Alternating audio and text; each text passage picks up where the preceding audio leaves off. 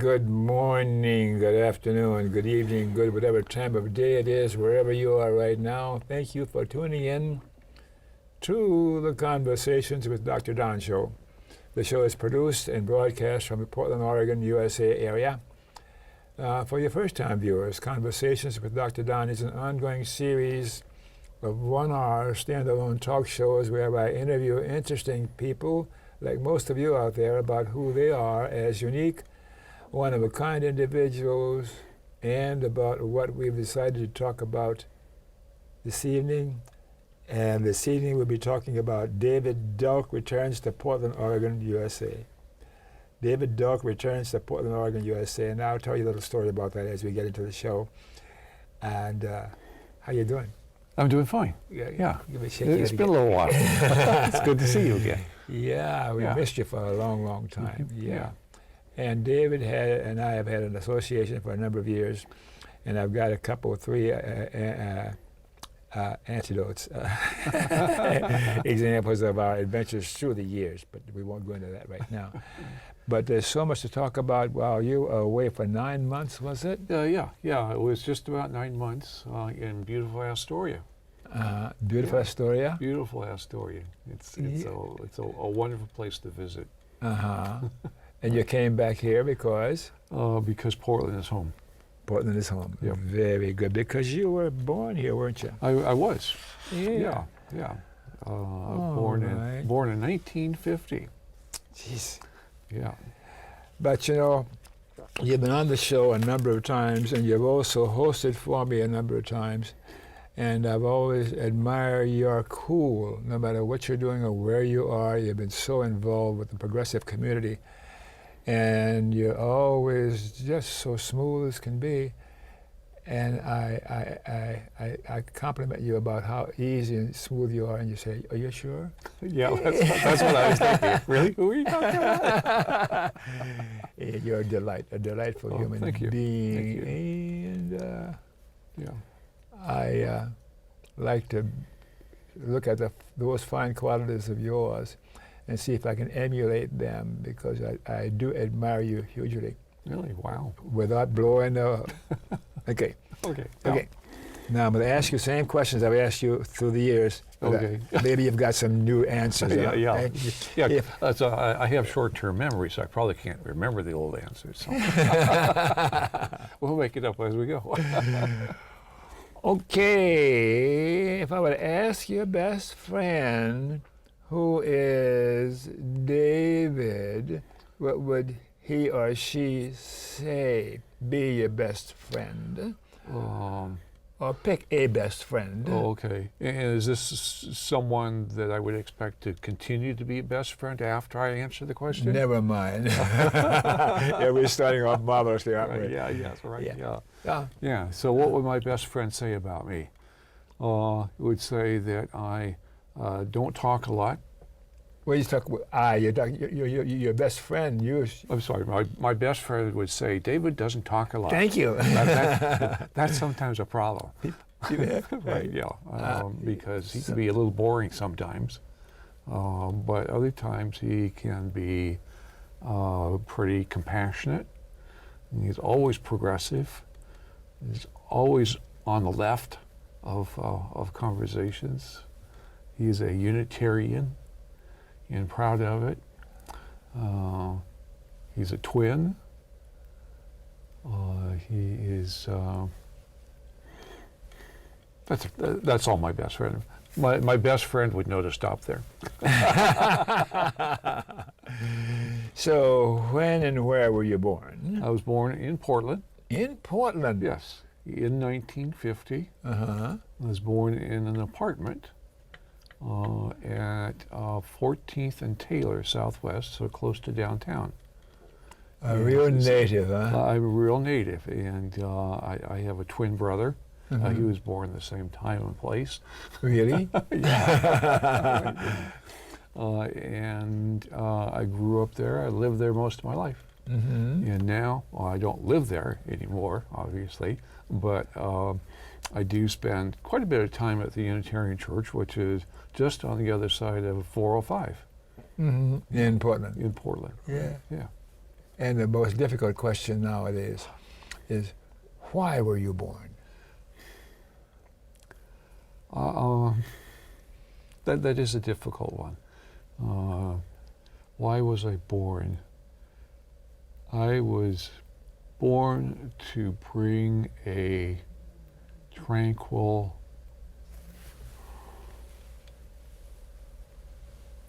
aurora around me, where people feel.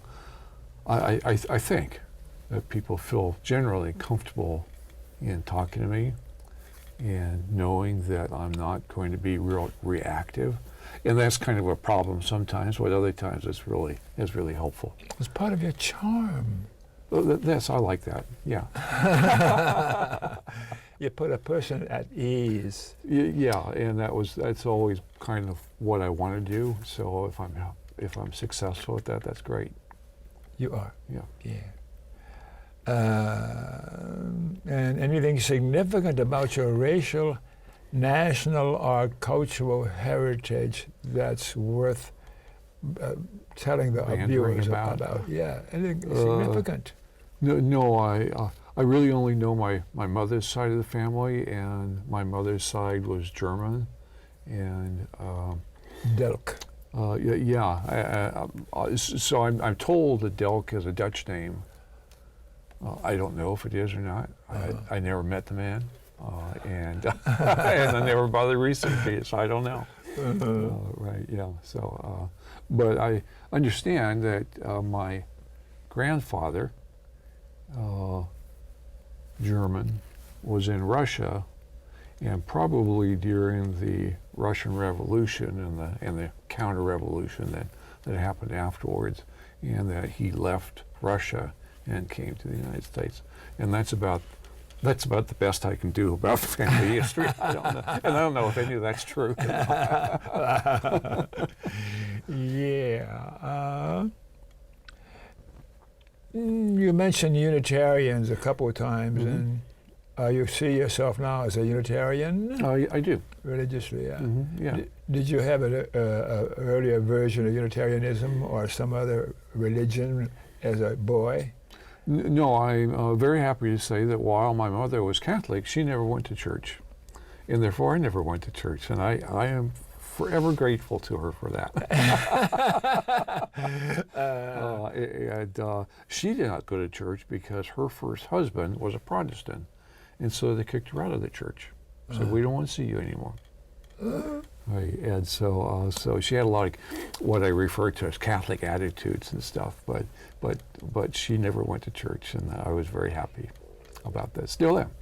Yeah. So prior to joining the Unitarian Church, I went to another kind of new age church here in Portland, which I can't remember the name of it. Yeah. But it attracted a lot of gay people, and so I went, and that was. Gay people? Yeah, a lot of gay people, and a lot of not gay people, but there was. Right, yeah. And so I went there for a little while, and I didn't really particularly care for the minister. She tended to talk about herself, and it seemed like a therapy session. Every time she was preaching, it seemed like a therapy session for her. So I was like, okay, let's move on. And your formal education? Yeah. So I went to grade school, and then I went to high school, both here in Portland. Shattuck Grade School, which is Shattuck Hall at Portland State now, and then I went to Lincoln High School, which is still Lincoln High School, and then I went to Portland State and got a degree in sociology. I was going to be a teacher, high school teacher, which when I graduated there were lots and lots of teachers and no jobs, and so I never got to be a teacher. so that, and then I did start on working on a master's in labor history, but I couldn't afford it, so I never finished that. Yeah, so that's it. So any other education worth repeating besides the School of Hard Knocks? Well, that's what I was going to say. You took the words right out of my mouth. Right, yeah, no, that's about it. And what did you learn from the School of Hard Knocks? Well, one thing, and I did not learn this because I didn't believe it was true. I remember my mother at some point, don't know why she was talking about it, but she was evidently was involved with a union at some time. And she said, one thing you have to realize, David, about unions is, they're there to agitate you, and then when you actually take an action, they're not there anymore. Now, I learned that, but I never believed it. And so, I also know that she, during the Second World War, she worked at the Oregon shipyards, and she was a welder. And she was a member of the Longshoremen's Union. And she was very, very proud of that. So what this other experience was, I don't know. But I do remember that being one thing that she... I'm old enough to remember that for a time there was a mixture of unions, unions who were in the company's pocket, so to speak, and they were not for the union members primarily, but for to serve their purposes. But anyhow, I was a member of 3 unions growing up, and Teamsters Union, and what else? Anyhow, so continuing on with you. Yeah, so I was a member of the Retail Clerks Union, and for about 4 years, and as a result, when I retired and applied for Social Security sent me a letter, and it said, "You're eligible for Social Security. You're also eligible for a pension from the UFCW." And so I thought, oh, I did not realize that, did not remember that, because it had been decades. And so I called UFCW, and they said, "Yes, indeed you are, and here's your pension." UFCW, say that again, what does it mean? United Clerks? Yeah, it's the Retail Clerks Union. Retail I Clerks. forget what the F, Okay. the F stands for. Never mind. United? Well, anyway, yeah. And so what have you been doing? You had a period in your life where you sold office furniture? Oh, yeah. Yes. Yeah, that's the company I worked for when I was in the union. Yeah, and that company, while it was a small company, probably had 6 different unions that were involved there. So longshoremen, no, not longshoremen, retail clerks, warehousemen. There was a print shop, so there was a printers union involved. Oh, a lot of unions, huh? Teamsters.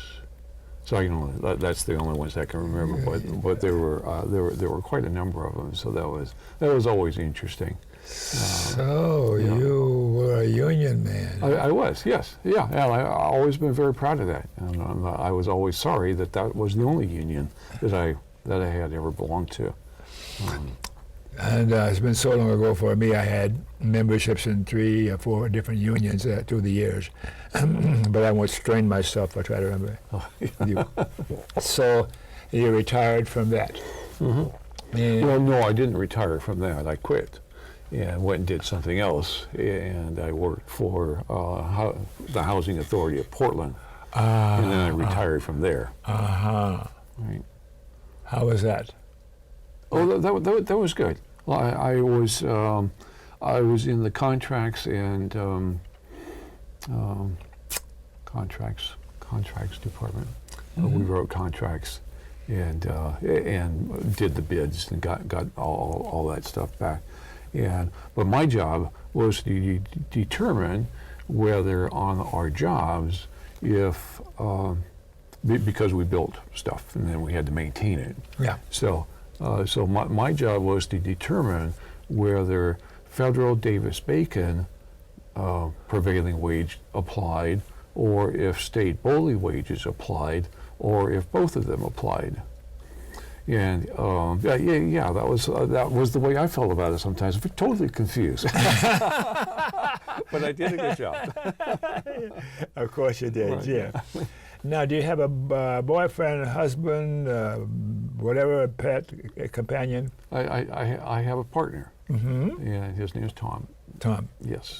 Tom's a lovely human being. Yeah, yes, he is. Yeah, he is. He and I have been together 20, I think going into the 28th year now. Haven't you gotten tired of each other? No, every day is a new adventure. Wonderful. That's wonderful. Right, yeah. So, Tom, Yeah. yeah, you didn't bring him with you, so I'm No, very upset no, with you. I'm sorry. And any children or grandchildren or great-grandchildren? Oh, no. Mm-hmm. And you have one brother. I have a twin brother. Twin brother. Mm-hmm. Any other siblings? I have a half sister who's older who I don't know. Uh-huh. My only recollection of her was that when I was very little, 4 years old, that I can always remember her arguing with my mother. Oh. That's the only recollection I have of her. And then she left. And I never saw her again. Boy, pretty heavy duty there, huh? Yeah. I don't know what the arguing is about, but it made me very adverse to listening to people argue and scream. Yeah. Memberships in political, social, or civic organizations. And we learned a little bit about your union activity. Mm-hmm. And boy, your political, social, civic organizations. Oh, we only got about 2 hours, but can you list those? Well, I can list them. Alliance for Democracy. Alliance for Democracy, which I am still involved with, and I'm the national co-chair.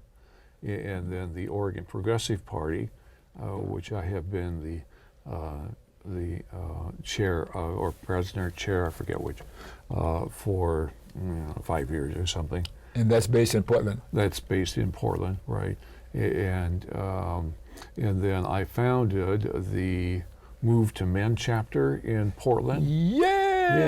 Yeah. And Move for listeners, Move to Men advocates for amending the U.S. Constitution to say that money is not speech and corporations are not people. Yeah. Because the U.S. Supreme Court has given corporations our constitutional rights, and they abuse them and they abuse us as a result.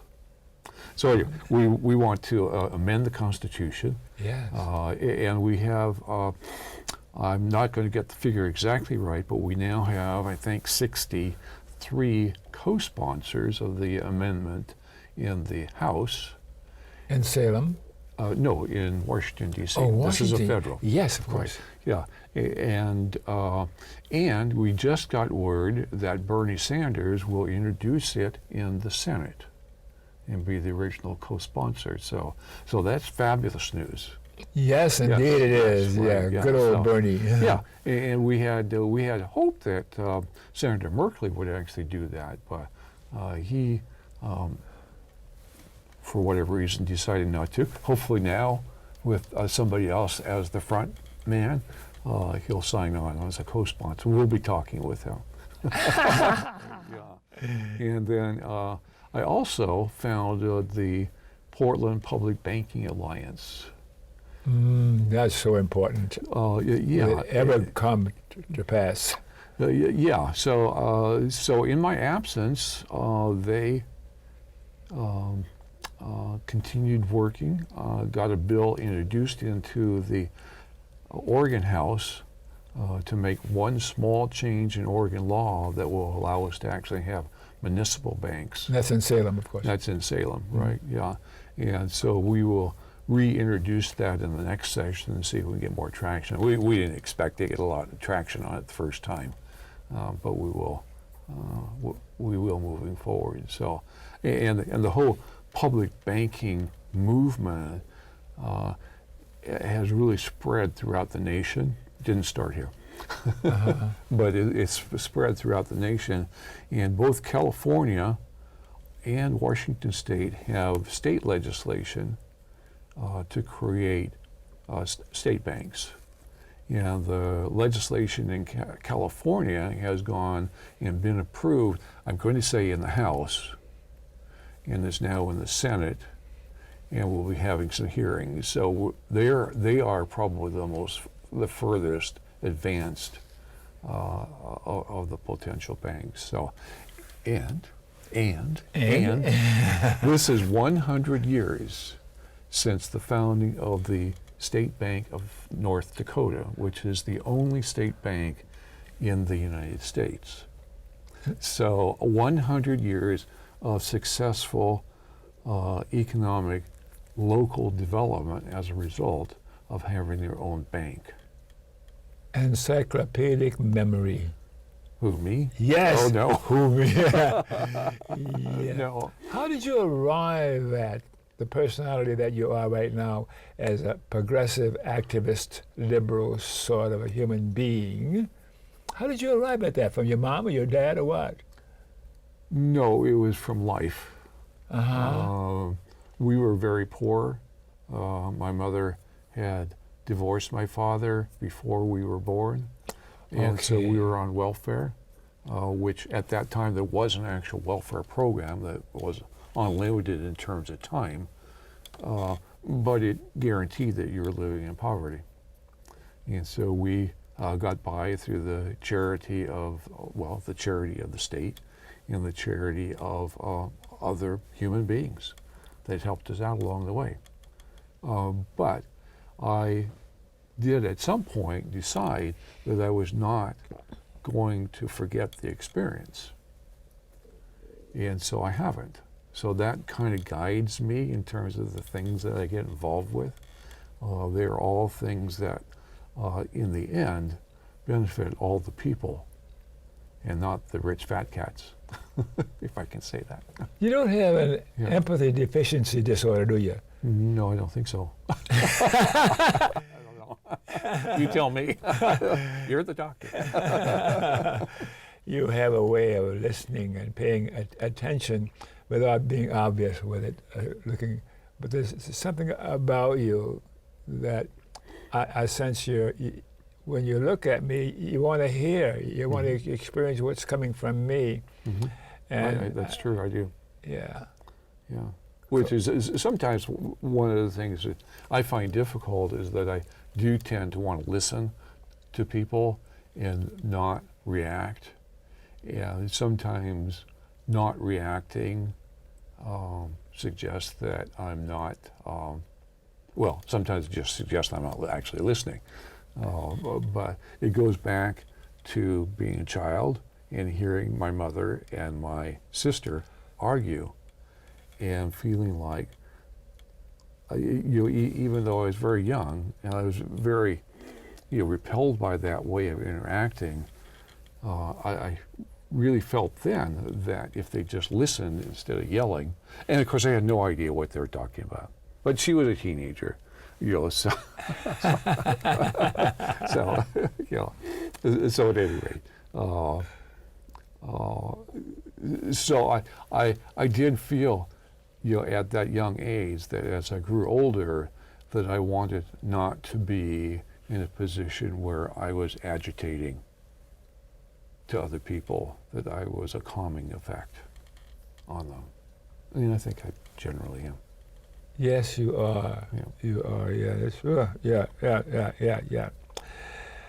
Persons from the past or alive today that you particularly admired or looked up to or look up to. Anybody, any names come to mind? Yeah, from when I was growing up, Martin Luther King, Reverend Dr. Martin Luther King.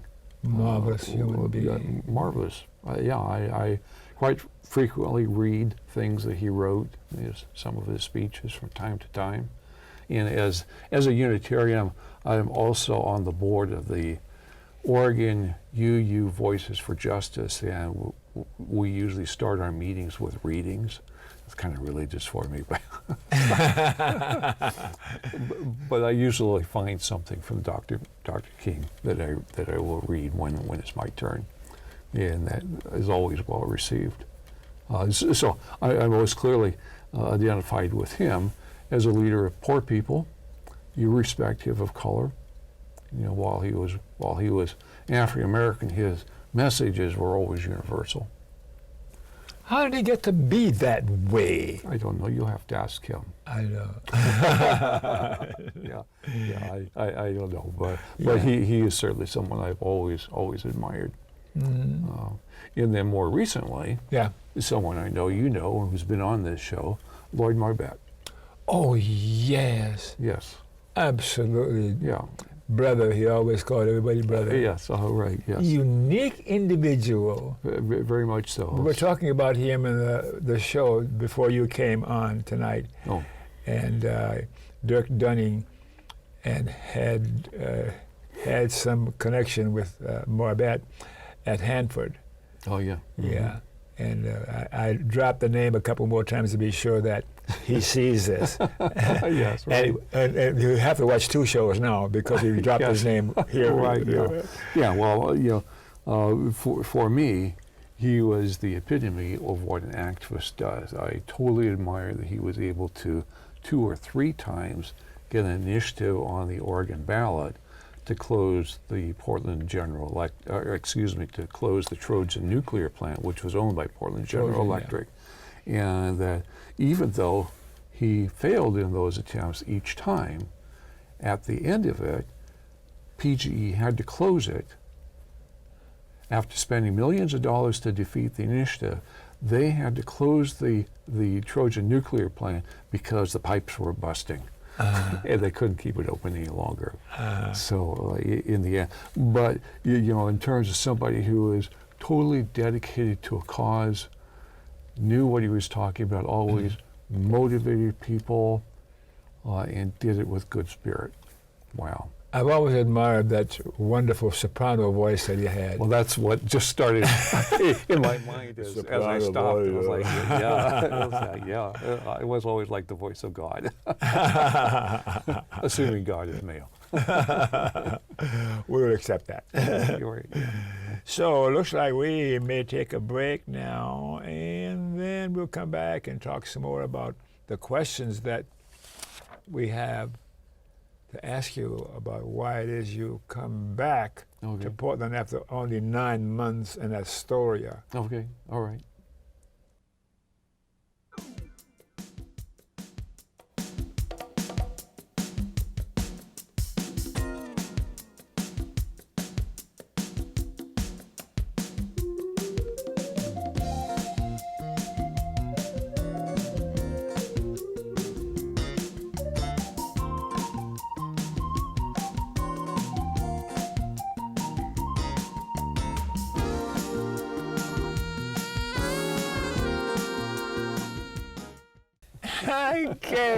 Okay, we're back. Thanks for staying tuned. And for your viewers who missed the opening of the show, Conversations with Dr. Don is an ongoing series of 1-hour standalone talk shows where I interview interesting people like most of you out there about who they are as unique, one-of-a-kind individuals and about whatever it is we've decided to talk about tonight. And we'll be talking about David Delk returning to Portland, Oregon after only 9 months away. And I'm so glad he's back. So anyhow, why, just generally speaking in a few words, why did you come back to Portland? Well, there were a number of reasons, some of which had to do with Portland and some of which had to do with Astoria. But the ones that had to do with Portland is that I was born here and I have all my relationships and everything is here.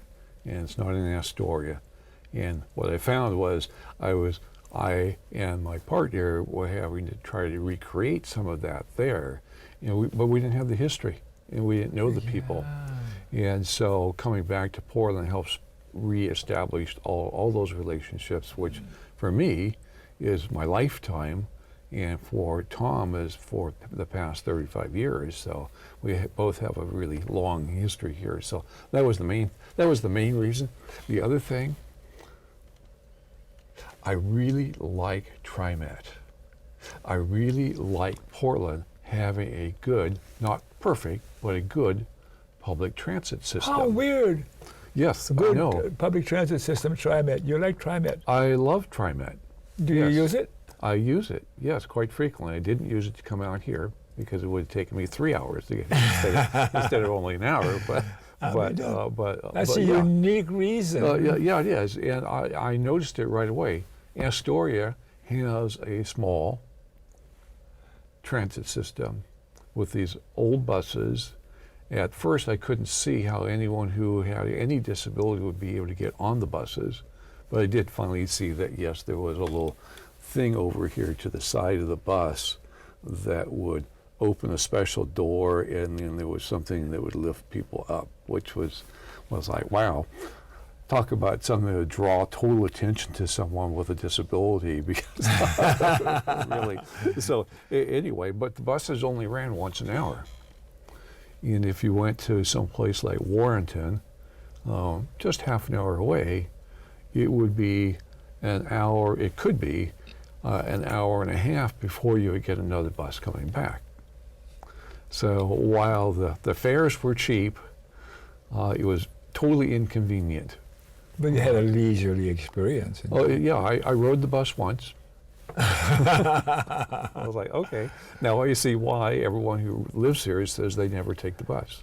And most people don't take the bus because it has a couple of routes, and it's just inconvenient. And if you want to go downtown, there's no bus that goes downtown.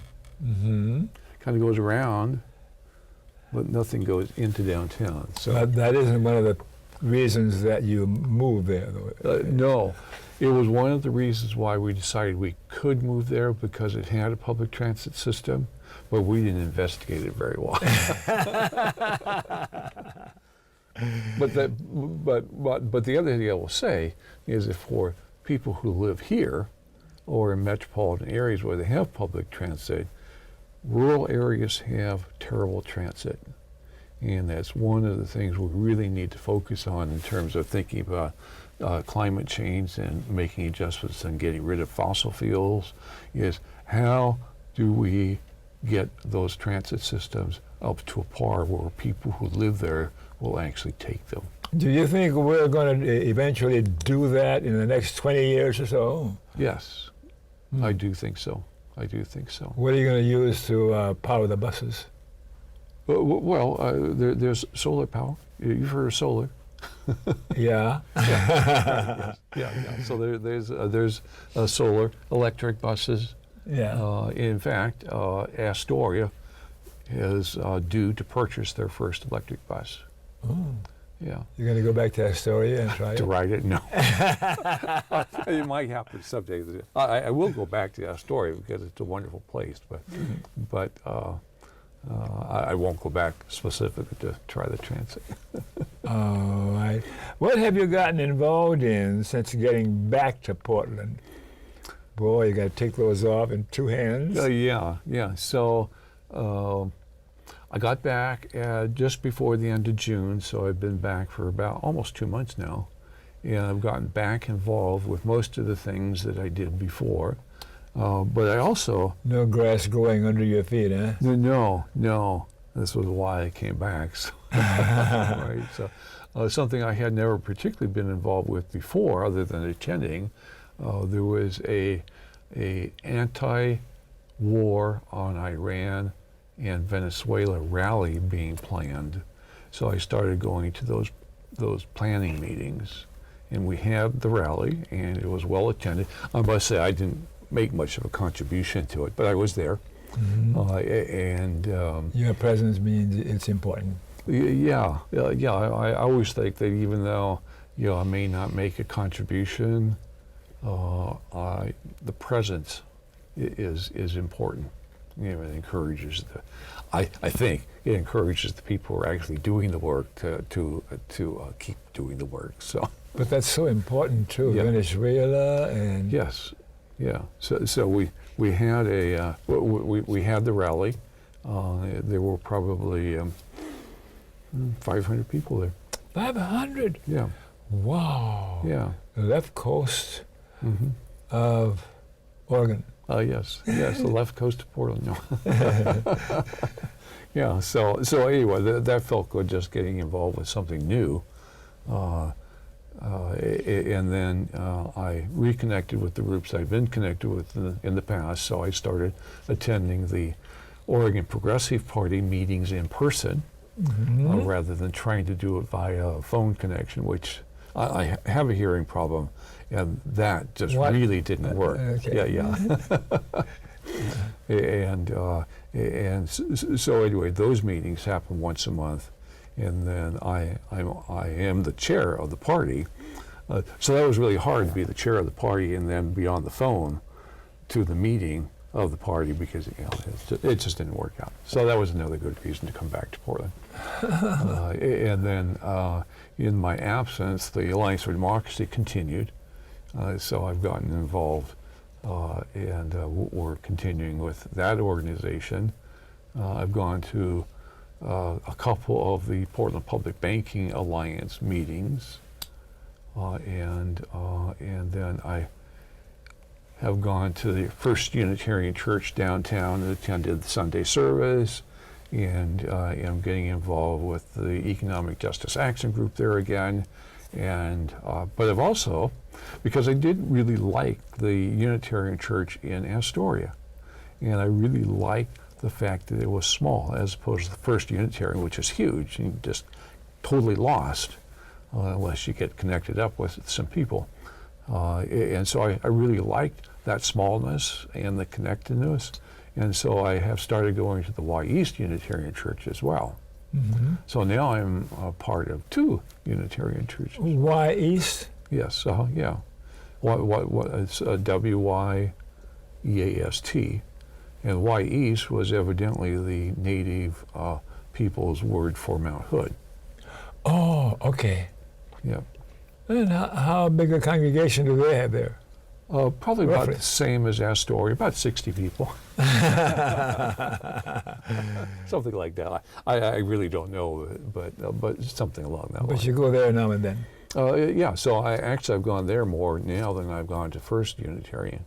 But I'll start going to First Unitarian. Good progressive. All of them, yeah. And of course, I have been gathering signatures for a petition for an initiative, so I've been gathering signatures as I go. That's one of your favorite hobbies. Yes, right. Yes. You didn't like Astoria. Tell us some of the joys of Astoria, and you already have. Can you think of any others? Joys of Astoria? Well, I really liked where we lived.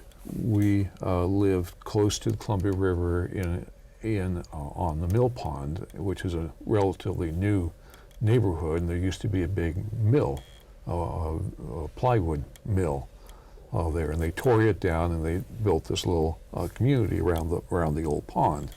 And so we looked right out on the pond, and so it was just delightful. It was very serene, and there was no traffic, and the ducks and the fish would jump, and the blue herons would come. One blue heron lived in the pond most of the time, and so I would get up first thing in the morning, go out and look to see if my heron was out there.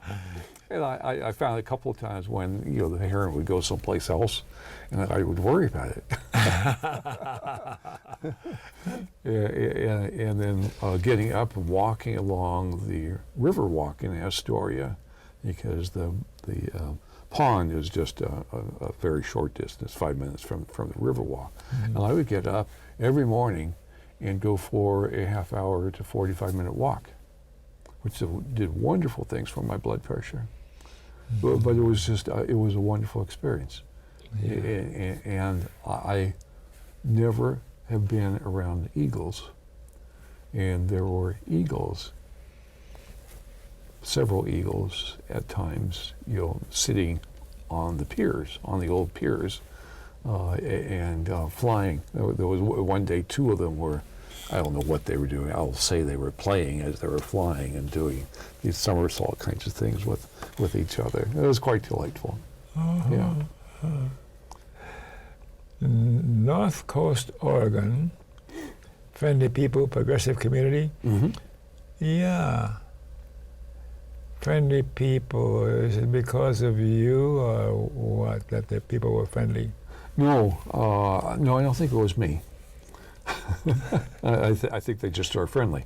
Well, one thing, Highway 30 runs through the downtown area, and where we lived, Highway 30 was just a very short distance. We were just up there last weekend. Oh, were you? Yeah. Okay. And you saw where the Safeway store is. Yeah. And Mill Pond is just west of there. So we would walk across Highway 30. Now here, I would not expect anybody to stop.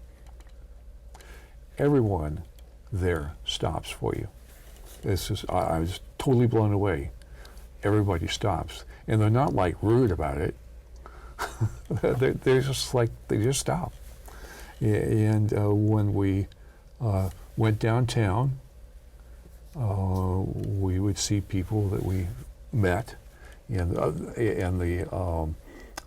there is two bookstores in downtown Astoria, which I can't remember the name of either of them. Lucy's, which is newer and it's kind of upper scale. But the funner one is a little bit further down, closer to the river. Grandfathers? No. Godfathers. Godfathers Books. Yeah, it's been there 30, 35 years, and the people in there are very friendly.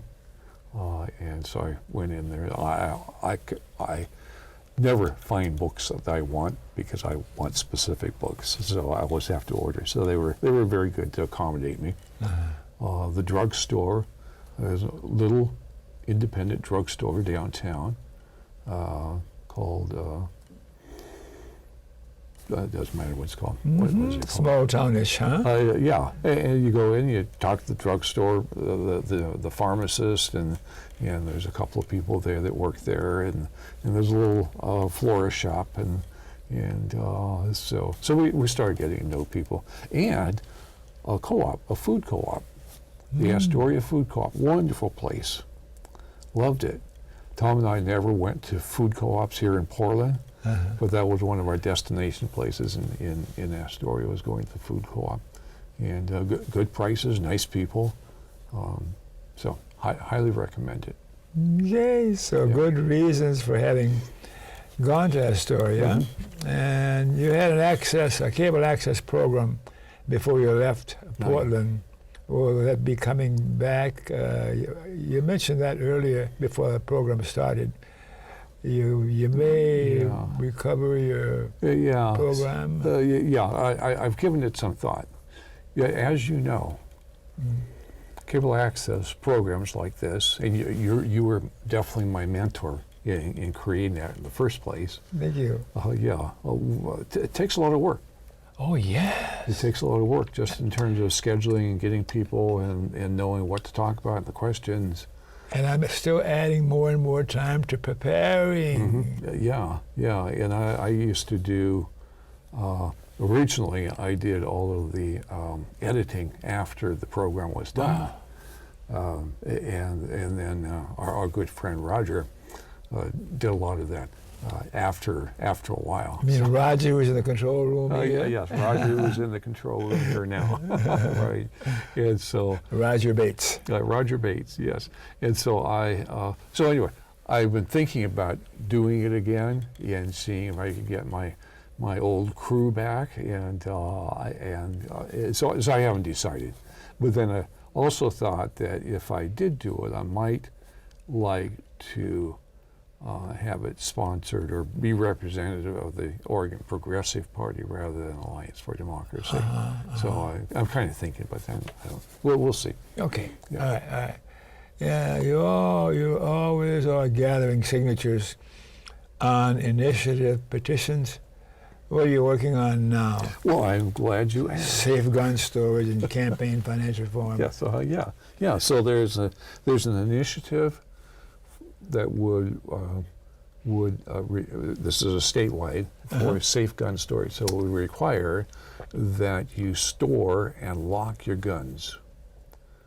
Do you have any guns? I don't answer that question. Safe gun storage. I'd never heard that term before. Safe gun storage. First time I've heard it used. Yeah. So it requires that you have your gun locked. If you have it at home, it's locked up in a cabinet, something. But it's not. So your gun's not sitting on the table for your little kid to come over and play with it. It's not there available for someone to steal. It's locked. If you're transporting your gun, you have a trigger lock on it so it can't be used. Mm-hmm. And there are some exceptions for hunters and so forth. So, Well, the NRA won't like that. Actually, the NRA on the website talks about responsible gun ownership, and keeping your guns locked up is there. However, No, that's not the real NRA. Oh, Just yeah. go ahead. However, the this initiative circulated 2 years ago, and the NRA sued to challenge the ballot title and kept it locked up in court so long that they couldn't gather the signatures for it. So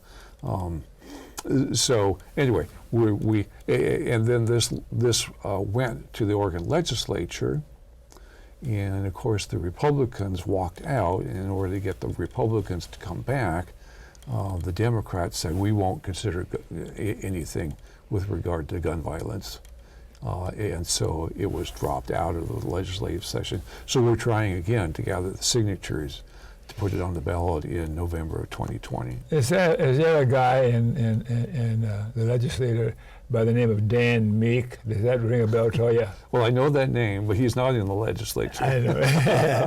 He's a lawyer. Yes, he is a lawyer, right, yeah. As far as I know, he doesn't have anything to do with this, but yeah.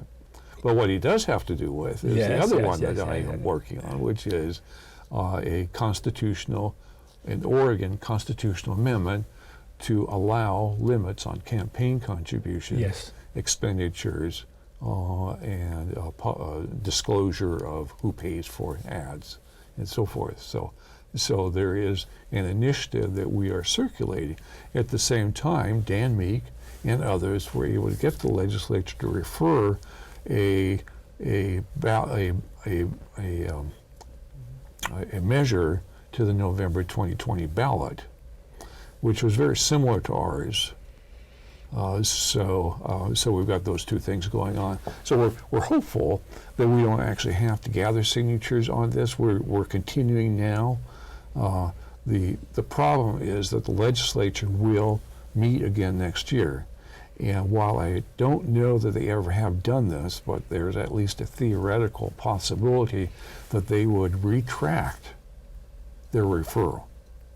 So they would not appear on the ballot in November of 2020, in which case then we would have to go gung-ho on gathering signatures again for our initiative. So there you go. So those are the two that I'm working on. You sure you're not a socialist, communist? Communist, no. Socialist, yes. I would be happy if people regarded me that way. Yes. Yeah. Well, but both of these measures don't really have ideological. What am I trying to say? They're very nonpartisan, and they get support across the political spectrum. Both of them do. Except for the Trump cult. Yes. That's never mind. I don't want to trick you there. What about the forests of Clatsop County? Clear cutting in Oregon versus how other states deal with forests. Forests are a climate crisis solution, not for profits. Yeah. Any initiatives on horizon regarding forests? Yes, there are. Really? Yes, there are. There are. There are beautiful forests in Clatsop County where Astoria is. And one of the first things that I was able to do was take a tour. And it was, I forget who it was sponsored by, but evidently they do this on an annual basis. And it's for local decision makers, which I certainly was not, but I was able to convince them that they should let Tom and I go on this tour. And so we did. And we toured through private forest lands and state-owned forest lands. And there was a dramatic difference between how those forests were managed, and you could see it.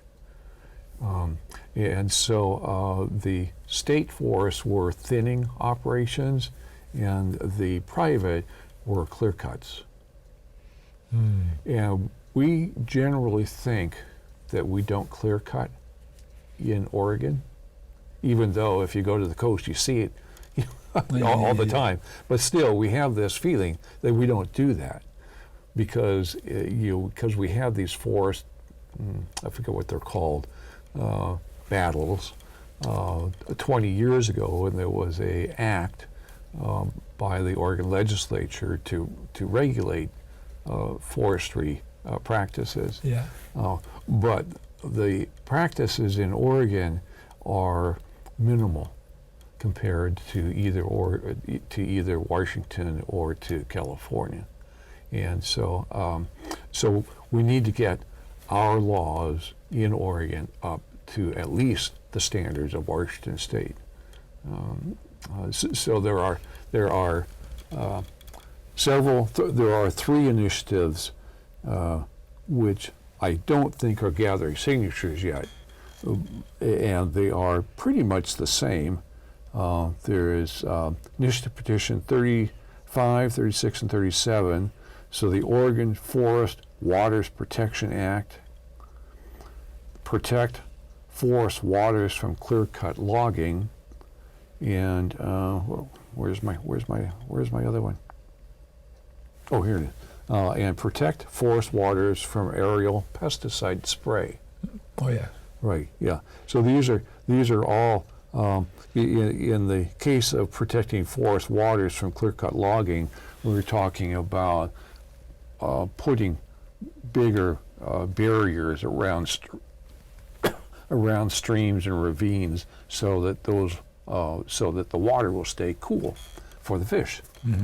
Because as soon as you clear cut, then that water gets really hot. Yeah. And so there's that. And the other one about the aerial spray, pesticides, that would establish regulations. And the more you regulate, the less likely that clear cutting will happen, because clear cutters are currently required to replant those lands. What about Governor Inslee? Is he a progressive? Where does he stand on these things you just talked about?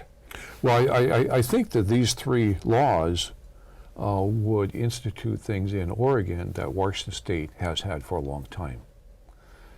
And more left than Oregon? Well, more regulatory. I don't know.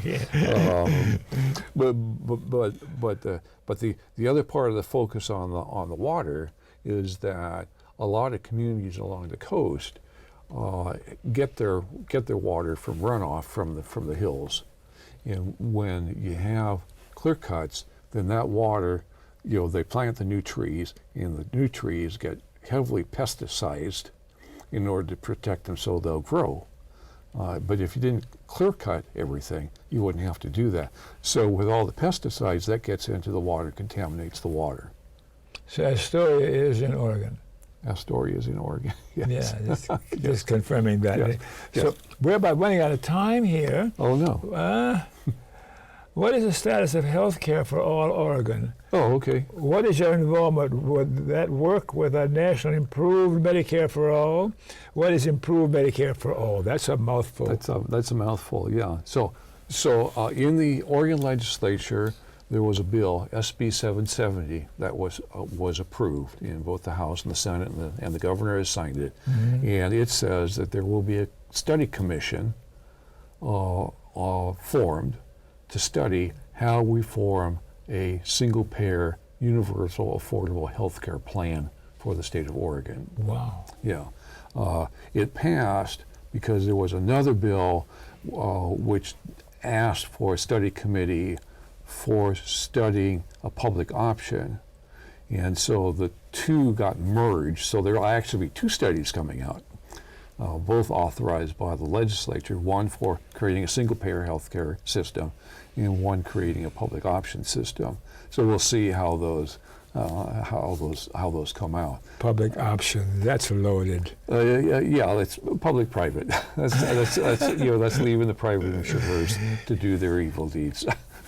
I'm nervous because we're running out of time, and I want to have this good conversation. Wow. So, will you look at the camera and say anything you want to the viewers, and they're going to be glad to see you coming back and saying whatever you want to say. Yeah. Whatever you want to talk about. Yeah. Okay. So what I want to talk about is something which is coming up, which we all can participate in, and this has to do with climate change. And how we respond to it. And this is a youth organized global strike. This is going to be about a minute? For climate, yes. I'll wrap it up.